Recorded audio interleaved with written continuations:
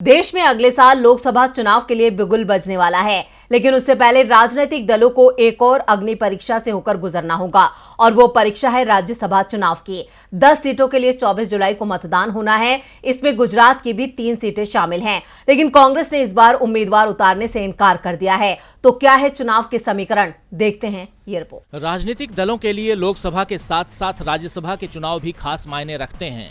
भले ही इस चुनाव की प्रक्रिया लोकसभा और विधानसभा से अलग हो, लेकिन इस चुनाव में जीत संसद में ताकत को दिखाती है।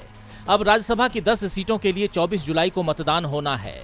इसमें गोवा की 1 सीट, पश्चिम बंगाल की 6 सीटें और गुजरात की 3 सीटें शामिल हैं। इस चुनाव में सबसे खास गुजरात है, क्योंकि यहां से एक बार फिर एस जयशंकर ने आज अपना नामांकन भर दिया है। वहीं राज्य में मुख्य विपक्षी दल कांग्रेस ने इस चुनाव से दूरी बना ली है। कांग्रेस ने कहा है कि उसके पास पर्याप्त विधायक नहीं है, इसीलिए उसने कोई उम्मीदवार नहीं उतारे। गुजरात कांग्रेस के प्रवक्ता मनीष दोशी ने कहा, हमने राज्य में आगामी राज्यसभा चुनावों के लिए उम्मीदवारों को नामांकित नहीं करने का फैसला किया है, क्योंकि हमारी पार्टी के पास 182 सदस्यीय विधानसभा में आवश्यक संख्या बल नहीं है। इसके अतिरिक्त हम चुनावी जीत हासिल करने के लिए अन्य पार्टियों के उम्मीदवारों की खरीद फरोख्त से बचते हैं।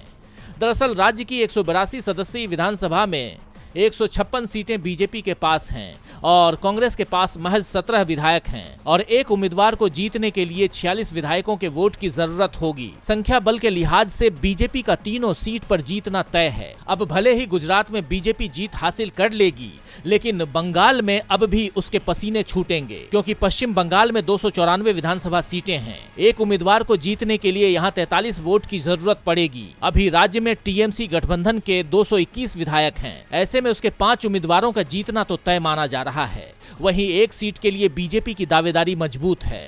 बावजूद इसके खेला हो सकता है। अब राज्यसभा चुनाव के लिए बिसात बिछ चुकी है। देखना यह होगा कि नतीजों में कौन दम भरता है। डीबी लाइव की रिपोर्ट।